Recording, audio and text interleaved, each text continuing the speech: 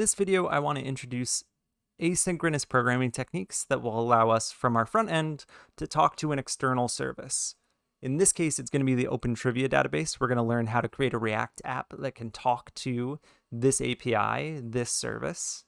And we're going to do that through learning about promises, async and await, and fetch. So those three things together will allow us to create an application that when it loads, pulls in questions dynamically from this Open Trivia database, loads them into our application, and lets the user play through those questions in our quiz. At this point, it is worth backing up and thinking about the app architecture that we mapped out at the beginning of class. So we said there's usually a front end, a back end, and a database.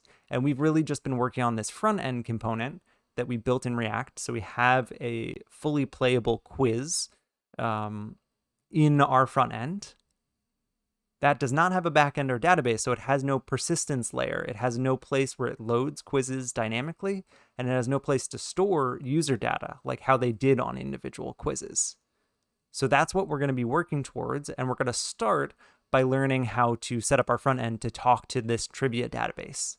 And when we learn how to do that, orchestrate two pieces of software that talk to one another, we will then be able to build our own backend and database and have our front end talk to that. So this interface between two pieces of software is often referred to as an API. An API just stands for Application Programming Interface. It is just where two pieces of software intersect. So we've actually used APIs already. We used Confetti, we used Tone.js, we used React Router. These were all software packages that had a defined API. We had to read through the documentation to figure out how to use them from our own JavaScript code. What we're going to be learning how to do now is take our JavaScript front-end code here and have it talk to a service over the network, so over the internet. So this will be the Open Trivia DB. So our JavaScript needs to issue a request to the Open Trivia database, and it's going to do that over HTTP, which is hypertext transfer protocol. So this will issue a request, and then the Open Trivia database sometime later is going to send us back an HTTP response. And this is going to be in JSON format, which we've seen before. When we went to use this API and formatted our URL here, we were able to get JavaScript object notation from the database. So we're going to learn how to, from our JavaScript, do the equivalent of when we put this URL here and hit enter, grabbing this dynamically, this response dynamically, and loading it into our application. One of the key differences, and one of the things that we're going to have to deal with when we do this kind of API that happens over the network, is that this is asynchronous. This takes time. When we issue our request, we have to wait. So I'm going to draw a little timer here. It's going to take some amount of time for our request to reach this service, and then it's going to take some amount of time for that service to respond and for us to receive that response. And we can actually see this in our browser. If I open up my network tab, I can slow down my connection. So maybe I go to a slow 3G, and I'm going to change my URL here so that I'm asking for a single question.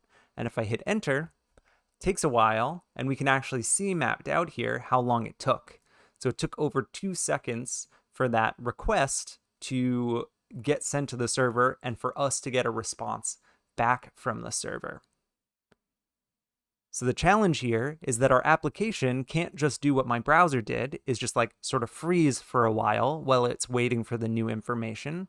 We're going to have to learn how to manage the loading state and manage any errors that pop up in this asynchronous logic. So our user interface needs to let the user know, hey, something's loading, and it also needs to let the user know, like, oh, something went wrong, try again. So that's a high level of what we're going to do. And one of the ways that we're going to do this is through learning about promises. So promises and async and await are how we can manage asynchronous operations inside of JavaScript. And I have the Mozilla Developer Network documentation pulled up for promises. I highly recommend taking a look through this. I'll have this linked in our description. But a promise is a proxy for a value that we don't necessarily know yet. So it's essentially a promise for a future value. And there's a little state diagram here that explains a little bit of the internal workings of a promise. But basically, a promise is an object that can be in one of three states. It's either going to be pending, so we're still waiting for the operation to finish, or it's fulfilled, meaning that that operation was successful, or it's rejected, meaning that that operation failed. So in terms of talking to the Open Trivia database, when we ask for some information from the trivia database, we're in the pending mode. We're waiting until we get a response back. And if we get a good response back, we're fulfilled. We've got the data and we can run off and do something with the data. And if it's rejected, that means that something went wrong. Like maybe our network was disconnected when we made the request, and so we couldn't actually successfully talk to the external server. So let's map that out here.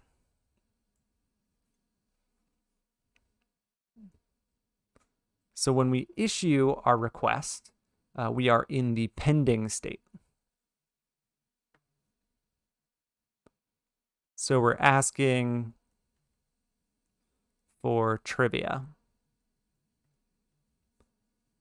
And then sometime later, we are either going to end up in the fulfilled or the rejected state. So the fulfilled state here would mean that, oh, we actually got some data. So got data from API. And if we're in the rejected state, that means that something went wrong. And we need to gracefully try to recover from that. Like let the user know something went wrong. Hey, try sending this request again. And the thing about promises that you can see in this diagram is that you can actually chain promises onto one another. So if you have a sequence of actions that you need to apply in series, you can do that. So we can run another promise based off of this fulfilled state.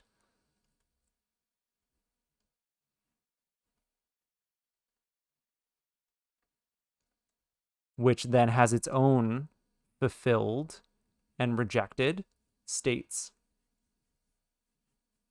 And if we want something to be chained off of that, we can do that as well for as many branches as we need.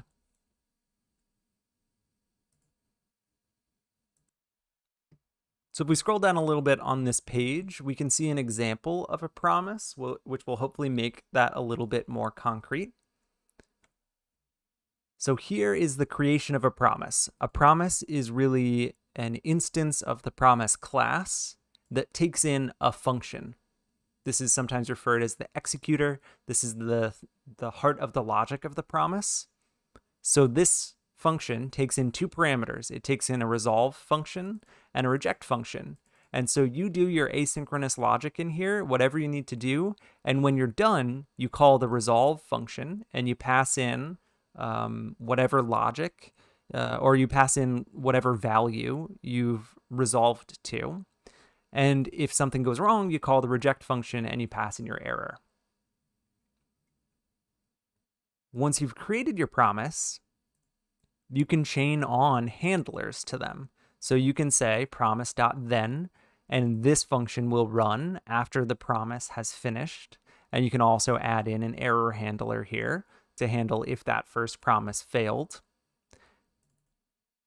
You can chain on another one and so forth. I think this is all that I want to show you on the page here. I think that the rest of this we will unpack in code, and it'll make more sense when we get hands-on. The real important thing to take away is that this promise is a proxy for a future value, and it's in one of these states: pending, fulfilled, rejected. So I have some starter files for this project. You don't actually really need these. There's not a ton in here. All I have is a basic index.html with a main and an h1 that's linked to some really basic CSS and is linked to our JS. So the CSS just gives us a tiny amount of styling in this project, and then our JS file here is empty. And this is a non-React project. We're just going back to our basic HTML, CSS, JavaScript for learning this new concept, and then we will bring it back into the context of React in a future video. So with this setup, we're going to use our live server that we've used before. So I can right-click on my HTML file, and if I've got that live server extension installed, I can pop this open. And we can see our application. Again, not much to it, but what we wanted to do is actually get to the place where it can talk to this Open Trivia database and load that data dynamically on the page. So we're going to start with learning our first promise. And I think I'm going to separate these out into separate files. So I'm going to create a promise demo.js. And from my index, I want to import that promise demo.js.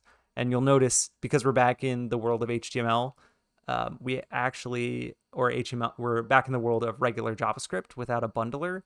We have to include the extension here. We can't do like we've been doing in our React application of leaving off the extension. So let's make sure that this is hooked up correctly. Let's just get a hi printing out in our console. There we go. Okay, so this file is hooked up so that we can start writing a promise. And like I mentioned, the promise is really a function that is running and either resolves or rejects.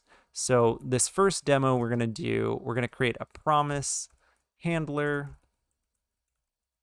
It takes in a resolve function and a reject function. And these two functions are how we can notify when the promise is complete. We're going to use set timeout here to have a function execute after some time in the future. Eventually, we'll have a network request in here, so we don't have to use set timeout, but this helps show the asynchronous nature of what we're doing.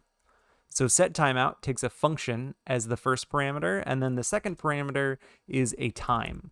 So if we write our arrow function here, and we say comma 1000, this is 1000 milliseconds. So in 1 second, this function will execute. And let's create a simple one here that just resolves with a message of, hey, that was successful. So this is our promise handler. To actually create a promise, we do something like this. So we create a new instance of the promise class, which is built into JavaScript, and we pass in our handler, and this handler is responsible for, after it finishes its action, either resolving or rejecting. So it starts off in that pending state, and then as soon as we call resolved, we're fulfilled. Or as soon as we call rejected, we have rejected with an error.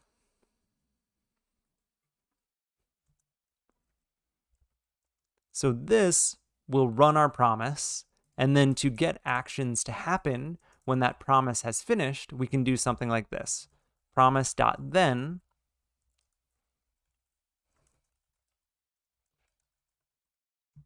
So here we're creating a function that will run when this promise has finished. So when we use .then, we are chaining something on that runs when the promise has been fulfilled.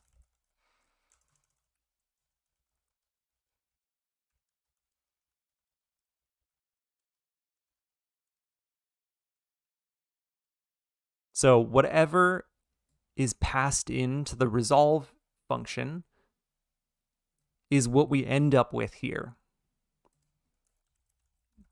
So we could console log that message. And let's actually do console log promise has resolved with, and then we will pass in our message here.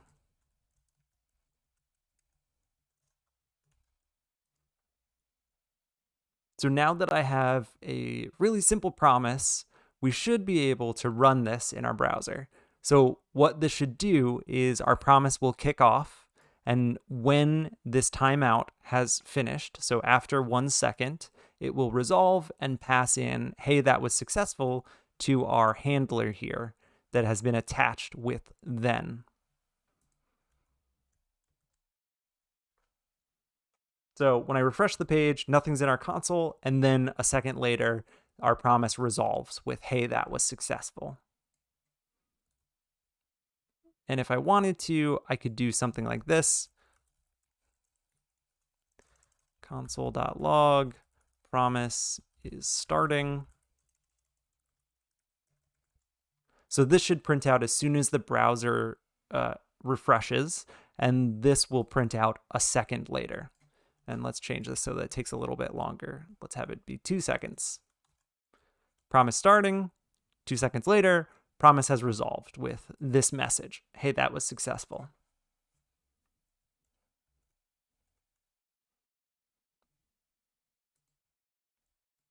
So then is used to add a handler onto our promise that runs when it has been successfully fulfilled. So when it has resolved. Catch can be added on when something goes wrong and our promise rejects.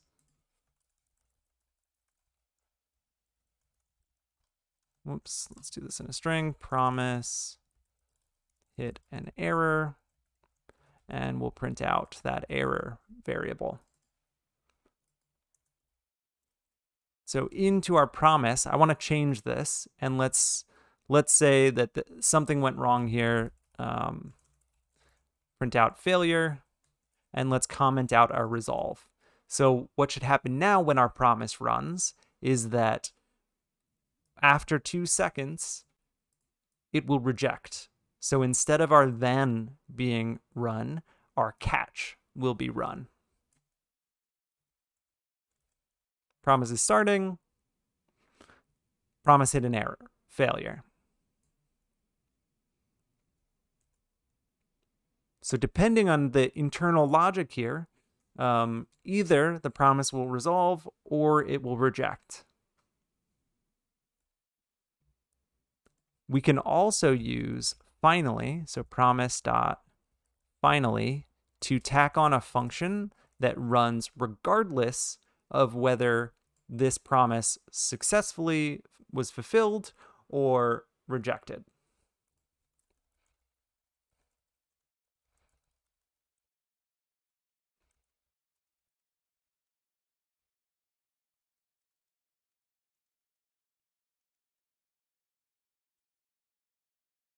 So in the flow here, depending on which of these we leave uncommented, either we will see promise hit an error and then promise is done, or if we let it resolve successfully, we'll see promise resolved with a message and then it'll say promise is done. So promise is starting, resolved with our message, and then it ran the finally handler to say, oh, it's done. It either rejected, it either fulfilled or rejected.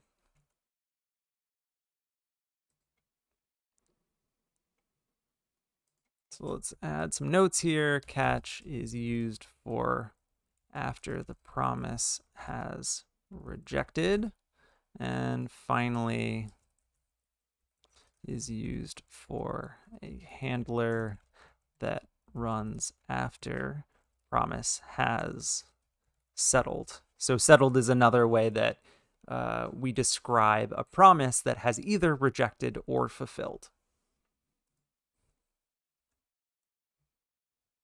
So this is a verbose way to set up our promises. I'm going to remove some of this white space here, and I'll show you a shorter way that we could write all of this. So new promise here, and we'll pass in our promise handler. We can use chaining to just attach these handlers in line, all on the same line. So I can write this function here inside of a then, and then without a semicolon, I could attach our catch and grab this arrow function. And then without putting a semicolon, I can attach the finally with this handler. So all of this is equivalent to this. We are just removing the intermediate variable and making this all one line where there's chaining that is being used to attach this handler to our promise, this handler to our promise, and then this handler to our promise. And if your functions are a single line of code, we can use the fact that arrow functions, if there's a single line of code, the curly brackets are optional.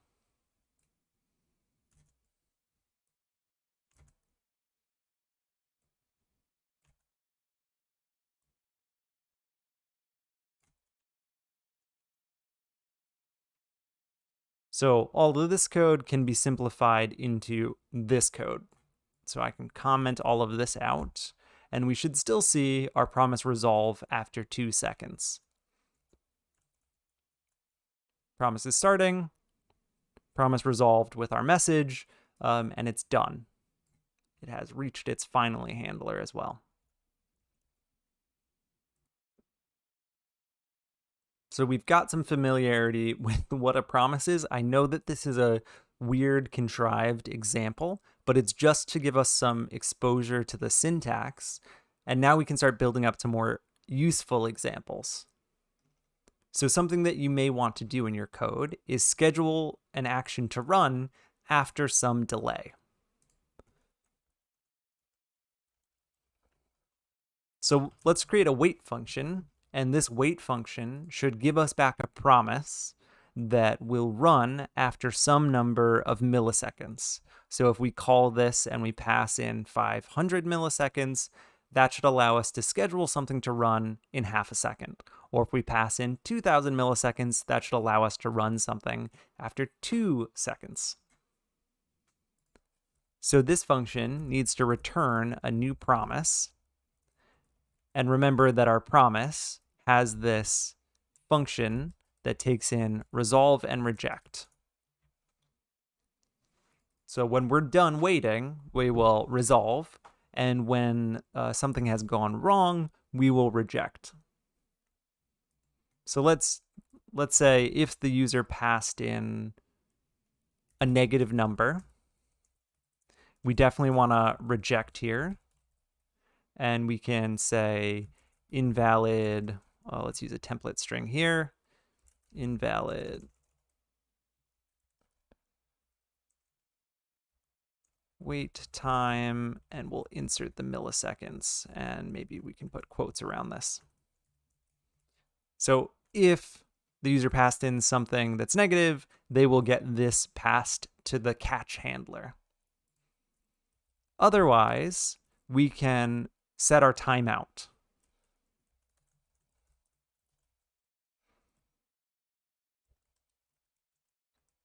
And wait for the specified milliseconds that we have been given here. And let's pass a piece of information back when this resolves. So when we start our promise, or we right before we start our timeout, we will measure the time using performance.now, which gives us the milliseconds at that current moment when we run performance.now. And then we can calculate the elapsed time here by saying performance.now minus our starting time. And then when we resolve, we can give back that elapsed time. So if we think about promises being this proxy for future value, what wait is giving back to us is the elapsed time, the actual time that has been measured by the browser for how long it took to wait. And this will be like, if we wait for 1,000 milliseconds, this will probably be like 1,000.3 milliseconds or 999.8 milliseconds.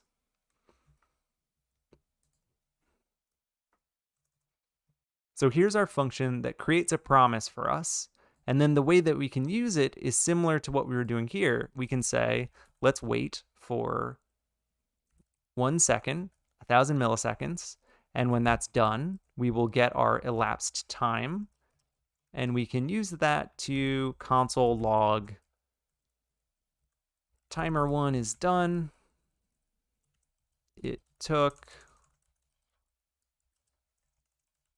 oh, and let's convert this to a template string here so that we can insert the elapsed time.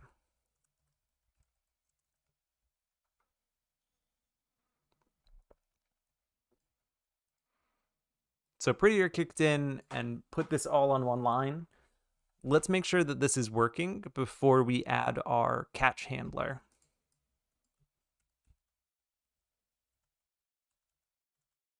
Promise is starting, timer 1 is done, and we can see here this is how many milliseconds exactly before our then handler ran.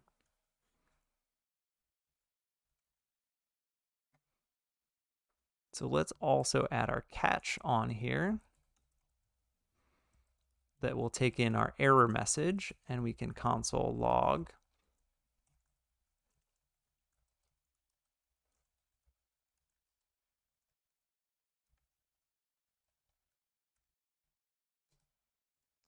and fix this typo.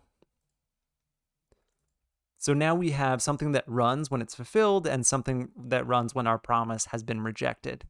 So if I were to change this to -10, we should see that our promise starts and then rejects. So we end up with our error message here, invalid wait time, -10. Oh, and I've got 2 periods because I think I put a period on this error message. Let's remove that so that we only have one period in our error message. And we can get rid of this promises starting message. We can also add our finally. Whoops, got to make sure that this is chained with .finally.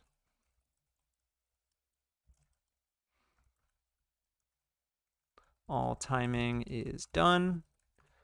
And remember, this is going to run regardless of whether we hit an error or whether it successfully ran. So all timing is done.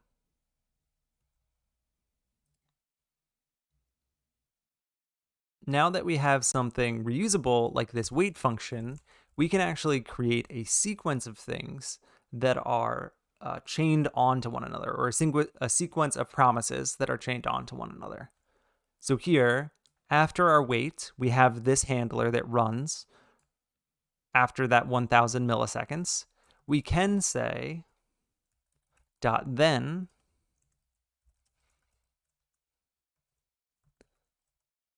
and return wait 500 milliseconds, so half a second, and then through another .then on it and say that timer 2 is done. So the way that this works is that our first promise waits for it either to resolve or reject, and when it resolves, we end up printing out this, and then we move on to this then, which returns a promise. So this pauses that chain until our promise finishes resolving or rejecting. And when that's done, we end up here. And if there was an error at any point, if this one caused an error or this one caused an error or we got an error in here, we're going to end up in our catch. So let's see this in action. We should see something that says timer 1 is done and then timer 2 is done, because both of these are valid. We shouldn't be throwing an error. Timer 1 is done, timer 2 is done. All timing is done.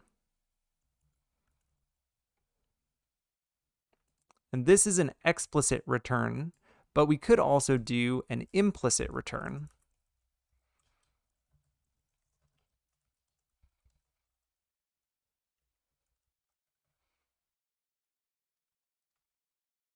And print out that timer 3 is done.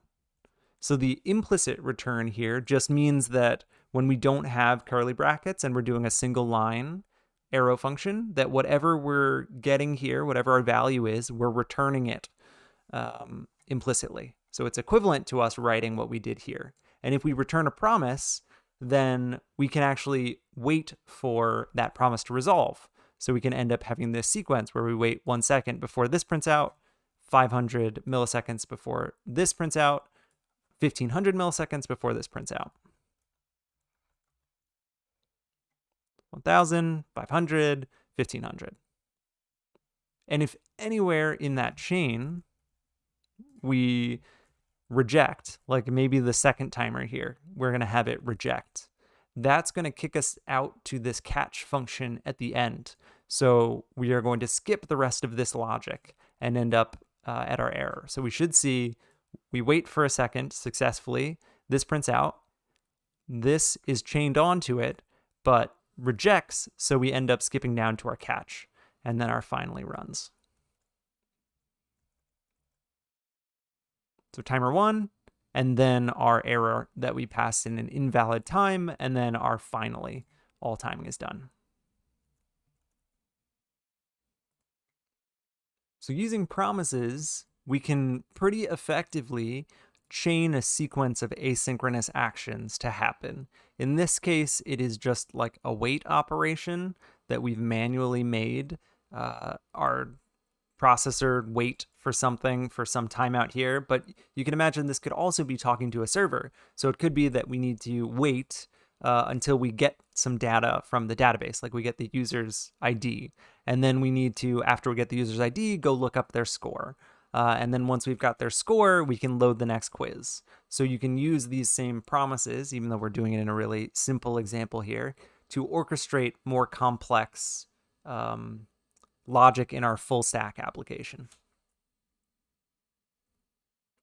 So that's promises, or this is a demo of promises. And what we can use are 2 keywords, async and await, to make this logic a little bit more readable. So I'm going to create a new file here. It is going to be promise async await demo.js. And I'm going to flip back over to my index, and let's not run our promise, but let's import that promise async await.js. And make sure that this is working. So we should no longer see our timer. We can see hi there. Great. So with async and await, the async keyword here, we can apply to a function that marks that function as asynchronous. So when we mark a function as asynchronous, we are now allowed to use a keyword in that function called await. And await allows us to wait for a promise to resolve or reject before moving on to the next line of code. So I'm going to create an asynchronous function here, and I'm going to call it at the bottom of my JS file. So whatever I put in here should run in my browser.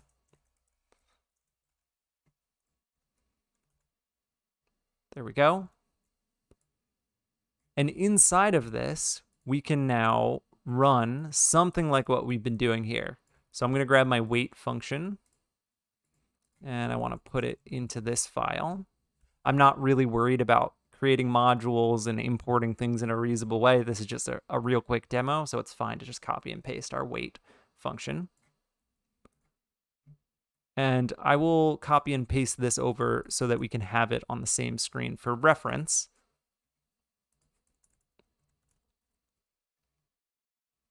Inside of our asynchronous function, we can wait 1,000 seconds like we're doing here. But if we throw on await before that, what's going to happen is that if we print out something like timer is starting, and we write a line of code afterwards, timer is done, this is only going to run after this promise has resolved. So we should see timer is starting, timer is done. So the async keyword allows you to write your code as if it were not asynchronous. So it runs top to bottom and waits for those asynchronous actions to resolve, waits for our promises to resolve before continuing on. Specifically, what's happening here is that anytime we have a promise, which is what our wait function returns, remember up here we said this returns a new promise. Anytime we have a promise, we can await that promise. And what we get back when we await that promise is the returned value from the promise. So whatever the promise resolved to. So if I say elapsed time 1 equals await promise, that's the same thing as what we did here, where we said, let's wait for 1,000 seconds, and then whatever it resolves to, we get as the parameter of this then handler. Here, that ends up on the left-hand side of our equal sign. So we can do something like this, console log, and let's put our elapsed time in there. Timer is starting, and it took 1,001 milliseconds. Now, it's really important to remember to await your promise. If I forgot to put the await there, there's nothing to tell this asynchronous function to pause at this promise. So instead of printing out the result of the promise, we are going to print out the promise itself. So we can see object promise is being printed out here.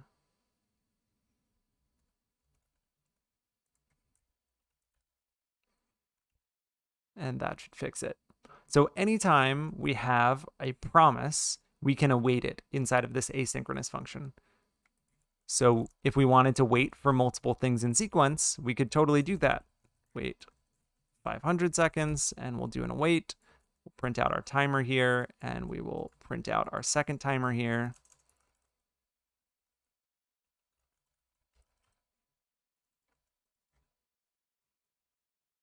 And do a third timer.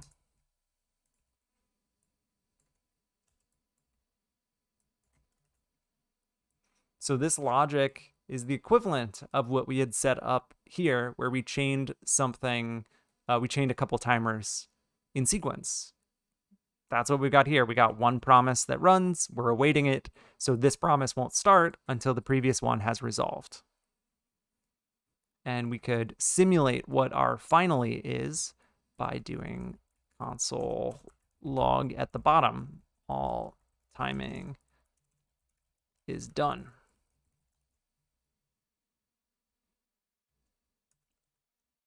Timer is starting, 1,500, 1,500, timing is done.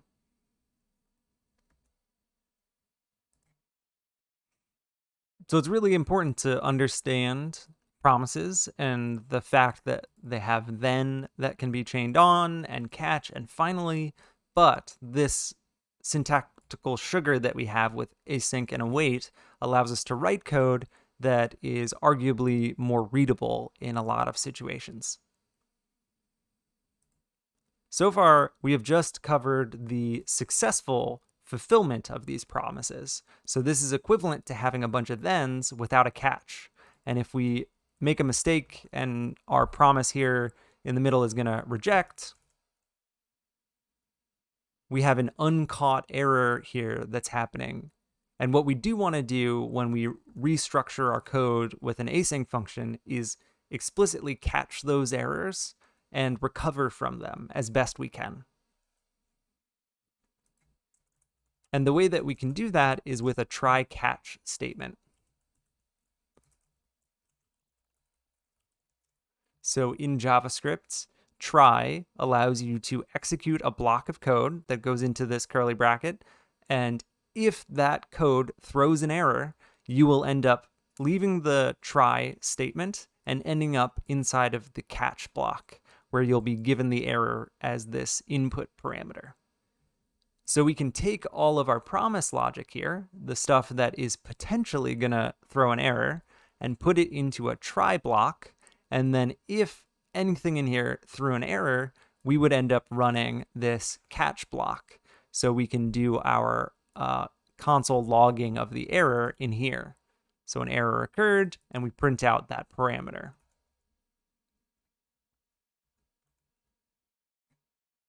So now we don't have that unhandled error that's printing out. We have our internal error handling. So we're saying an error occurred, invalid wait time.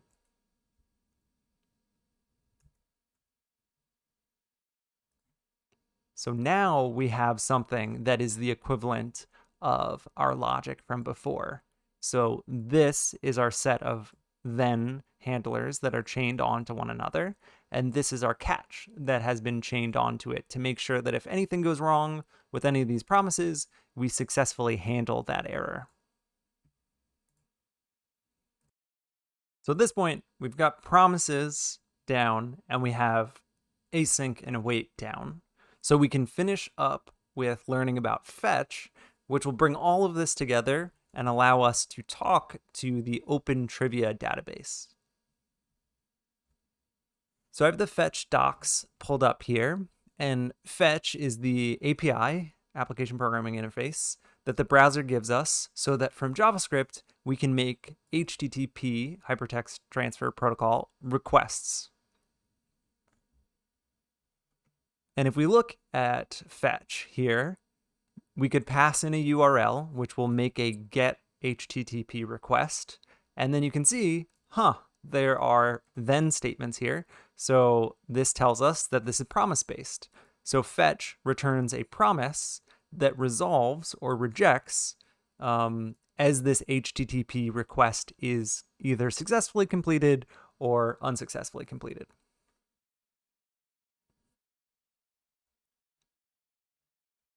So fetch here, if I click on that first link, is going to take me to the actual documentation for the fetch method. And it's telling me here that it starts the process of fetching a network resource and returns a promise, which is fulfilled when it's available. And that promise gives us a response. So the promise is a proxy that resolves to this response object. And the response object has a bunch of properties and some methods that allow us to inspect what kind of information did we get back from the server that we were just talking to. So what I want to do is get a URL that we can use. So I'm going to opentdb.com, clicking on API, and then I want to, let's say we'll get 5 questions that are multiple choice. And these other options, I'll let it be any difficulty and any category and default encoding. Click on Generate API URL, which gives me the API URL with those parameters filled in. Amount is 5 and type is multiple. If I throw that into our browser here and check it out, I left this on its slow 3G connection. So I'm going to go back to the full connection. We can see we have 5 questions that are multiple choice. So we want to do this, but we want to do this from our JavaScript. So I'm going to grab this URL and I want to create a new file, fetchdemo.js. And like we did before, let's go ahead and comment this out and import our fetch demo. And we can console log to make sure that this is working. Cool, our fetch is set up. So let's create, because we're going to be dealing with promises, an async function. I'm going to call it main, and then I'm going to run my main function. And let's say something at the start here, like fetch initiated, so that we can see something running. Fetch initiated. Good. Let's get our URL in here. Const URL is equal to this URL. And we are going to want to make sure that we do all of our promise logic inside of a try catch so that we can recover from any errors that are thrown. For this, let's just do, we'll console log an error occurred, and we will console error the error. So console error is just another method from the console class that allows you to print out an error message, one that includes a stack trace. So this can be really useful when we throw our own errors in our application for debugging purposes. It's more useful than the log. Okay, so we've got that set up, so we can go ahead and fetch our URL. So remember, this gives us back a promise that we could chain then onto, or chain handlers with the then method. But we can also await the result of this fetch. So this fetch is going to give us back a response. So I can say const response equals await fetch. And then let's just look at what that response is.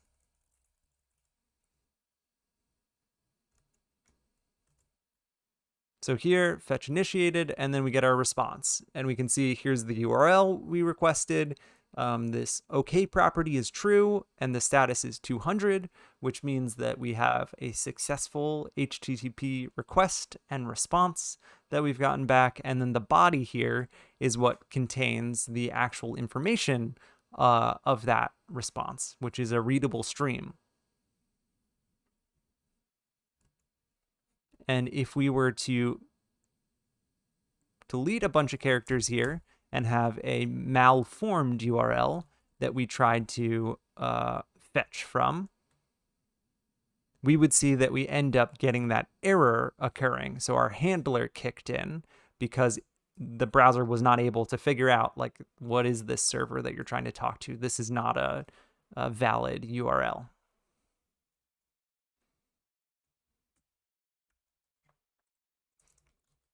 So with our response here, we can check whether the response is okay.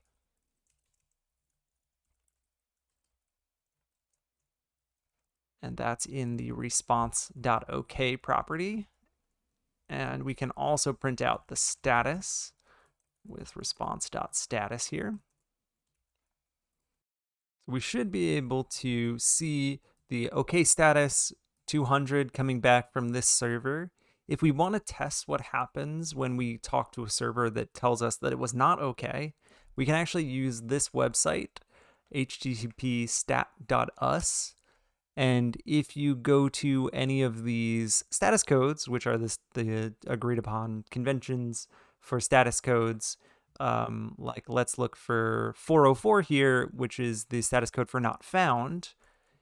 If we go to http stat.us/404, that will give us a response of 404. So if I paste this in, actually, let me do this on another line so that we can have access to it later. So I'm going to create another URL and just comment out the previous line. We should see now our response is not okay, false, and the status code is 404 here. So what we want to do to properly handle this is if the response is not okay, so if this is false, or more concisely phrased, not response okay, then we can throw a new error. Something went wrong, server responded with, and let me convert this to a template string so we could put that status code in here. Response.status.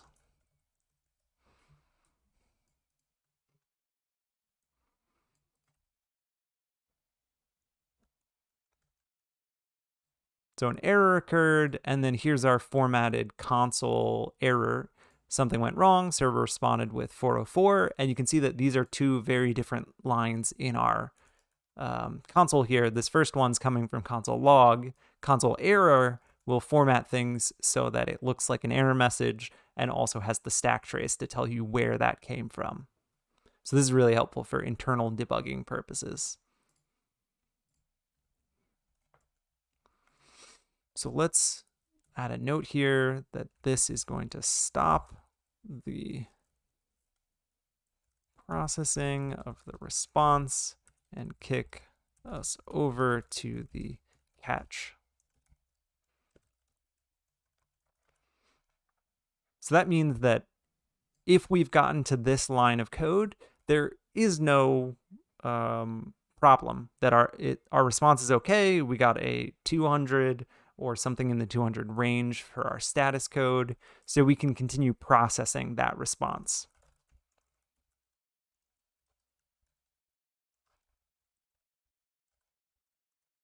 So this line of code is using the Json method of the response class.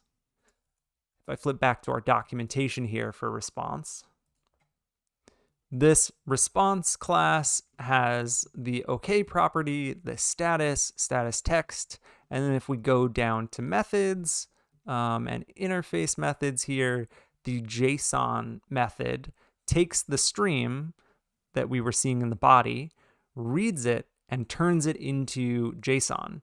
But this is an operation that happens asynchronously, so it gives us a promise. So we need to await that promise so that we can actually get the JSON back from it. So this gives us a promise. We want to make sure that we await it, and then we can capture the resolved value here into our JSON variable. And console log that to see what we've got. So our URL is set to be the 404, so we should not see this print out. We should see our error printing out. Something went wrong. This is what we expect. But if we now get a server here that we're talking to that we have the properly formed URL, we should get past our check for a not okay response, and we should see the JSON print out.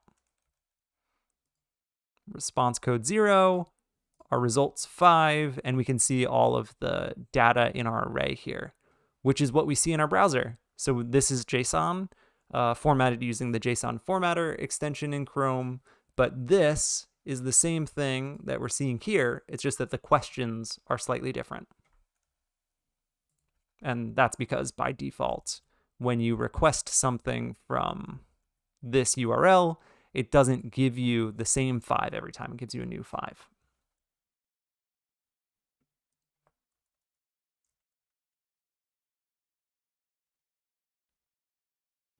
So what we can do from here is actually start processing that JSON. So it gives us a response code and it gives us a results array. If we flip back to the API here and click on API documentation, it tells us more information about the API. So it tells us about how we can create session tokens to kind of save which questions we are getting, so we can make sure that we don't get the same question twice during that session. We're not super concerned about that right now, but the response code here, if we get a response code of 0, that's a success. 1, no results. 2, invalid parameter. 3, that session token is missing. Or 4, that session token is empty. So I don't really care about 3 and 4 in our code because we're not using session tokens as part of this API. We do care about 0, 1, and 2.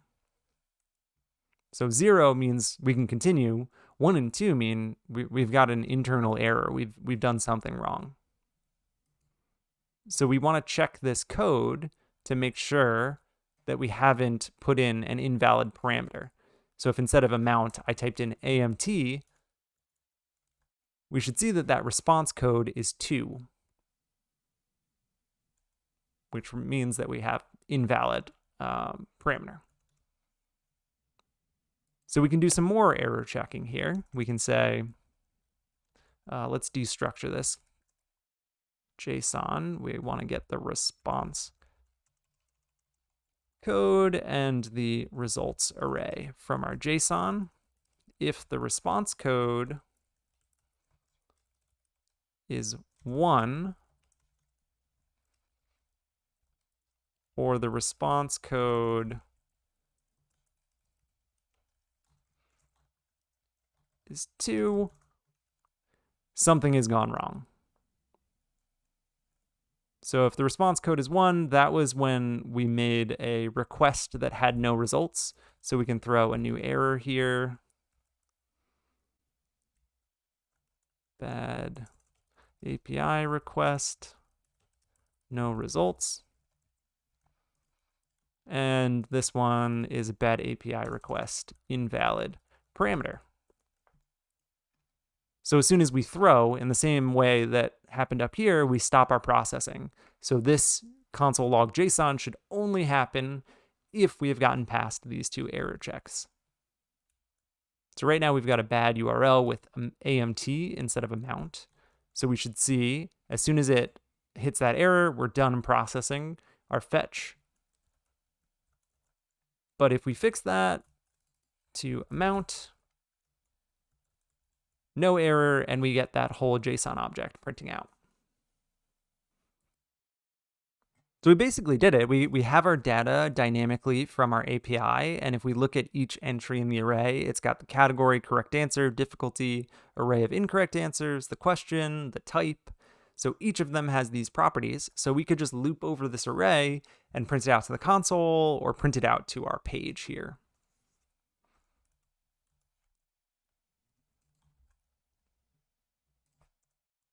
So let's get rid of the console log JSON, and we can take our results, and let's use a for each here to loop through the results.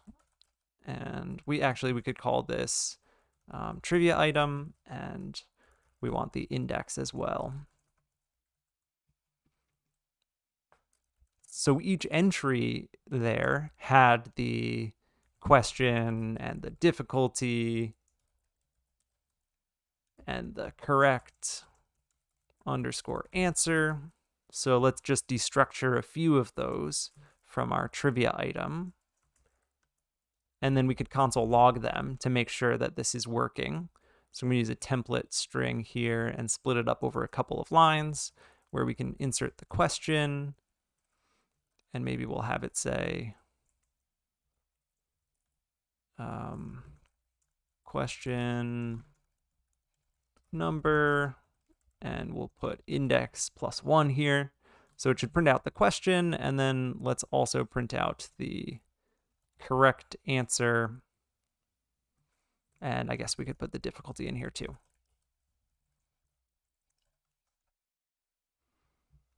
So if this works, it should print out this information for each question. Question 1, easy. What year did Overwatch enter? Closed beta. Question 2, medium.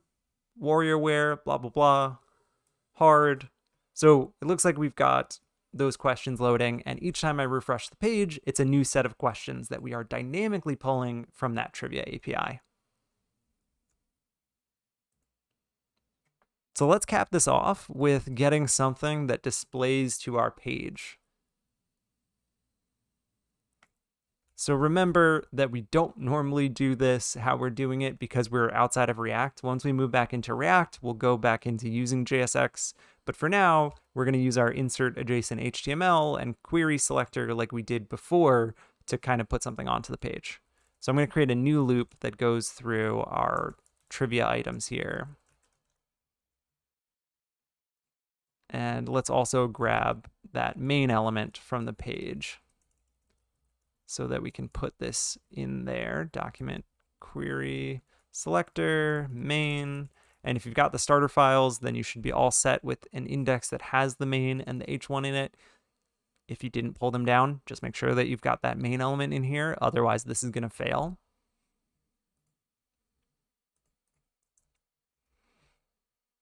So for each thing, we want to go ahead and insert adjacent HTML before the end, and then we can put in, whatever we want. So I'm just going to put in some placeholder text. This should run for each trivia item, and it'll put placeholder there of quest.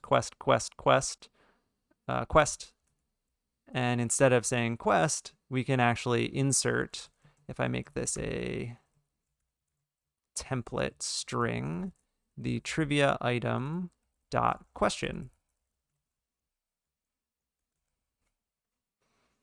And now each time we refresh this, we get a new set of 5 questions printing out on the page. Whew, okay, so that was a lot to get our communication happening with an external server. We had to learn what a promise is, then we added async and await to more easily manage our promises, and then we threw in fetch, which was a promise-based API for interacting with external services, so making HTTP requests, getting HTTP responses back. So all of that enabled us to do this logic where we could fetch something, do our error processing, and then eventually do something with that data on the page. We'll be able to, now that we've got this basis, move this into React so that our application, our React application, when it loads up, can do this fetch logic, can pull down the questions, and then can inject those dynamically into our React application so that we have a React application that is talking to an external service. So it is talking to the Trivia API, which is this server that has its own database, and eventually we'll be able to swap out the Trivia API for our own backend and database.